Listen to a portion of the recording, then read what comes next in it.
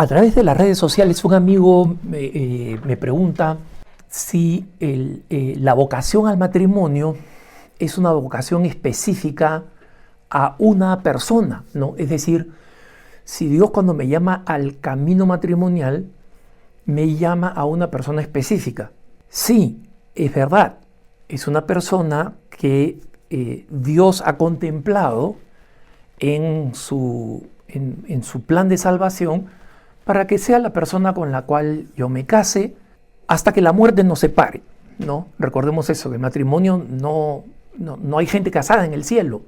Y por supuesto el amor que ha unido a un matrimonio es un amor que va a seguir existiendo en el cielo, pero no el matrimonio. Entonces, esto, y recuerdo, esto no es un tema que quiero abordar ahora para los que creen pues que es insensible decir, bueno, ¿cómo no voy a estar con mi esposa en el cielo? ¿Cómo no voy a estar con mi esposo en el cielo? Vas a estar. Pero recuerda primero que el sacramento dice hasta que la muerte los separe, a diferencia de un sacerdote, que la ordenación es sacerdo in aeternum, sacerdote por la eternidad, o sea que va a ser sacerdote en el cielo o en el infierno. Y es lo más terrible de un sacerdote. Pero los frutos del amor, o sea, quienes más amamos, son personas que van a estar cerca de nosotros por el amor en el cielo. Entonces, acá lo importante es entender que la persona específica es algo que se revela como una vocación dentro de la vocación, ¿no? Esto es importante porque este hermano que me escribe dice, he descubierto que tengo una vocación al matrimonio con una chica. Eso no es exactamente así, hermano. Tú puedes sentir una gran atracción por esa chica y una atracción que no es puramente física, o sea, no estoy reduciendo a esa atracción a lo puramente física. Puede ser, como tiene que ser, emocional, psicológica y espiritual, ¿no? Aunque en este caso el amigo dice que esta chica no practica, no es católica, pero no se opone a la fe, pero no practica, ¿no? Y aquí es donde hace una pregunta que confunde un poquito la naturaleza de la vocación y que quiero ayudar a aclarar simplemente para aquellas personas que están todavía, esos jóvenes que están todavía discerniendo, ¿no? Él dice, si es que esta chica no me hace caso, digamos así, o sea, o no está dispuesta a compartir la vida conmigo, entonces, ¿eso qué cosa significa? Que no tengo vocación al matrimonio y que tengo vocación a la vida consagrada o a la vida sacerdotal. ¿Cómo voy a saber qué vocación tenga? Y acá la respuesta es que normalmente la vocación, ¿no? El llamado general que tenemos, es algo que se descubre, obviamente en concreto, pero se descubre como camino. Es decir, una persona que yo conozco puede ser que me revele que no tengo una vocación al sacerdocio, sino al matrimonio. Y claro, acá es complicado porque puede ser simplemente sensibilidad, y por eso es que en una sociedad tan influida por los sentimientos como la que encontramos ahora, necesitamos un discernimiento cada vez más fino. Entonces, un director espiritual, un consejero espiritual, una persona espiritualmente más sabia y especialmente independiente, ¿no? Porque mi mamá puede querer que yo sea sacerdote, por ejemplo, no es la mayoría, y mi papá puede querer que yo me case pues para que le dé nietos, ¿no? Y estos deseos son deseos buenos, pero no son deseos que necesariamente reflejan la voluntad de Dios. Entonces, por eso tengo que ir a alguien que no tiene ningún apego o ninguna preferencia, salvo mi bien para mí. Y entonces, en la medida en que yo tenga esa orientación, voy a poder discernir, este es mi llamado al sacerdocio, a la vida consagrada y al matrimonio, ¿no? En mi propia experiencia, como yo contaba, obviamente mi llamado a la vida consagrada no fue abstracto, ¿no? Se me presentó a mí en la forma de mi comunidad, mi sociedad de vida apostólica, el sodalicio de vida cristiana. Y sin embargo se presentó como una realidad racional, es decir, no es que yo sentía una gran emoción, sino me quedaba claro a través del discernimiento que ese era el camino que compatibilizaba con mis dones y también con mis limitaciones. Entonces, que yo tengo una vocación al matrimonio, si la tengo, Dios no va a hacer depender mi vocación de la libertad de otra persona. Esto es muy importante entender, hermanos. La vocación es una realidad entre Dios y la persona. Es una relación íntima. Y cuando Dios me llamó a mí, a mi comunidad, por ejemplo, no es que Él no sabía todas las dificultades por las que iba a pasar mi comunidad, los escándalos que se iban a producir, el número de hermanos que le iban a dejar. Pero nada de eso cambia esa relación mutua personal entre Dios y yo, porque cuando Él me llamó, salvo que yo tenga dudas de que Él me haya llamado, salvo que yo tenga pruebas de que no decidí libremente, pero yo personalmente puedo decir, yo decidí libremente. Entonces, el colapso parcial de la institución en la que estoy no significa que Dios se equivocó. Y si yo ejercí mi libertad, tampoco significa que yo me equivoqué. Entonces, acá estoy hablando de mi experiencia propia, no de la experiencia de muchos hermanos que han decidido de forma diferente. A todos los respeto profundamente, porque eso es lo único que se puede hacer con el fuero interno, con la dimensión personal, íntima de cada persona. Respetarla de rodillas, porque Dios mismo se detiene en el umbral de la libertad humana.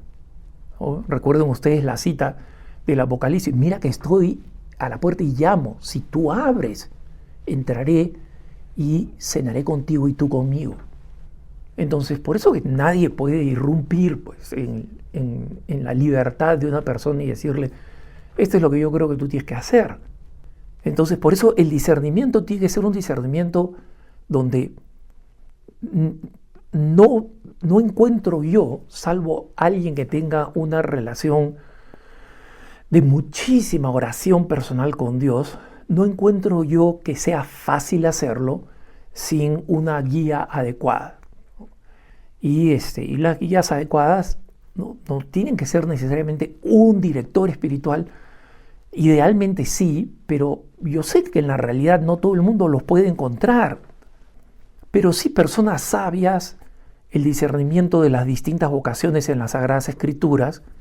Hay muchas guías, basta poner discernimiento vocacional en las Sagradas Escrituras y uno puede encontrar en Internet una serie de recursos. Internet no reemplaza a la guía de una persona humana sabia, pero ciertamente es mejor que no tener herramientas, ¿no? Entonces, es importante que esta persona sepa que nuestra vocación al matrimonio no está atada a otra persona. Dios nunca va a hacer que mi felicidad dependa de otra persona. Entonces yo puedo estar convencido ahora, me puede gustar mucho una persona, me puedo sentir muy atraído, puedo incluso encontrar signos que parecen que esta es la persona de mi vida. Pero si esa persona dice que no, Jesucristo no ha amarrado mi libertad a la libertad de otra persona. Es decir, la infidelidad de otra persona, digamos que esa persona estaba llamada, ¿no? La posible infidelidad de esa persona no va a costarme la mía. Puede ser un golpe muy duro, puede ser muy doloroso, confuso, deprimente. Pero eso no significa que mi libertad está amarrada a la de otra persona. Sería una crueldad enorme de Dios. Entonces, en los fracasos en el discernimiento vocacional, pero eso no significa que mi libertad está amarrada a la de otra persona. Sería una crueldad enorme de Dios. Entonces, en los fracasos en el discernimiento vocacional, no es que nosotros vemos, esta persona no quiere, está rechazando el plan de Dios y en consecuencia está rechazando mi propio plan de Dios. No, Eso solamente lo puede hacer Dios. No lo ata a la libertad de otra persona, insisto en esto. Y recuerdo un amigo que durante años estuvo convencido de que él tenía que ser sacerdote, pero en su dirección espiritual no encontraba dónde ser sacerdote, dónde, digamos, finalmente posar la cabeza, digamos así, ¿no? Porque no sabía si tenía que entrar a una congregación, sentía la atracción específica a algunas congregaciones, y finalmente este era un hombre, es un hombre muy dotado espiritual e intelectualmente, muy capaz, y obviamente sería pues la vocación estrella para cualquier congregación o para cualquier diócesis, ¿no? Por la madurez, la inteligencia, la independencia, la eficacia de esta persona, ¿no? El éxito que tenía en el mundo, en consecuencia, digamos, evidencia de que no estaba siendo sacerdote para tratar de escapar del mundo. Y resulta que cuando entra al seminario de una diócesis importante, es el obispo, que es un gran hombre de Dios, que le dice, mira, este no es tu lugar. Y él se siente con el corazón partido, pero entiende que no es que Dios ha permitido que otra persona arbitrariamente le arranque la vocación, sino que en esta situación dolorosa y de confusión para alguien que estaba seguro que iba a ser sacerdocio, esto se convierte en una posibilidad de discernimiento. Y pudo haber sido que él estaba llamado para otra diócesis o para una congregación religiosa. Lo pensó, pero después descubrió poco a poco que su llamado a ser padre, o sea, a ser sacerdote, era en realidad un llamado a ser padre de familia, ¿no? Y que este llamado había sido de alguna manera ocultado por su propia experiencia psicológica con su papá, una figura tremendamente negativa y bastante ausente en su familia, ¿no? Para hacerla corta, este gran amigo ahora está casado con una mujer de fe encantadora, está completamente dedicado a la educación de sus hijos, y su primera prioridad es ser padre de sus hijos. Tiene 3 hijos por ahora, quieren recibir todos los que Dios les mande, están educándolos, formándolos como primera prioridad, ¿no? Entonces pongo este ejemplo no porque digo así es siempre, sino simplemente para decir, cada uno tiene su propio camino, pero en el camino del descubrimiento vocacional tengamos en cuenta que, número 1, el llamado es de Dios y en consecuencia lo vamos a descubrir discerniendo con Dios. Fuera del contexto de la oración, cualquier otra atracción que sea puramente psicológica o emocional no es garantía de que ese es a donde Dios me llama. Puede ser un signo, sí, que hay que considerar, sí, pero no es la garantía. Y en segundo lugar, mi vocación está vinculada a otras personas, pero no depende de nadie. Dios, salvo de Dios. Dios no va a hacer depender mi vocación y la felicidad de mi vida de otra persona, incluso por más dura que sea esa interrupción. Quiero terminar con el ejemplo del gran autor espiritual Lorenzo Scupoli, ¿no? El autor del Combate Espiritual. Creo que es un libro que se puede encontrar en internet. Fenomenal libro, digamos, de formación espiritual, ¿no? Lorenzo Scupoli era un sacerdote italiano, un sacerdote muy virtuoso, muy capaz intelectualmente, y muy temprano en su vocación sacerdotal, muy de joven, una mujer lo acusa de actos viles, pongamos así, ¿no? Y eso fuerza a que Lorenzo Scupoli tenga que dedicar su sacerdocio de forma completamente oculta hasta muchísimas décadas después, cuando esta mujer, muriendo, confiesa que nunca pasó eso. Entonces, Lorenzo Scupoli vivió su vocación sacerdotal supuestamente frustrada, nunca pudo predicar, nunca pudo celebrar los sacramentos públicamente, nunca pudo realizar un trabajo pastoral, estuvo encerrado, Y en medio de este encierro escribió uno de los grandes clásicos espirituales, El combate espiritual. Uno de los grandes clásicos espirituales para la historia de la humanidad. Entonces, su vocación se vio frustrada, aparentemente. ¿Se vio frustrada en la realidad cuando lo vemos ahora a la luz de la historia? No.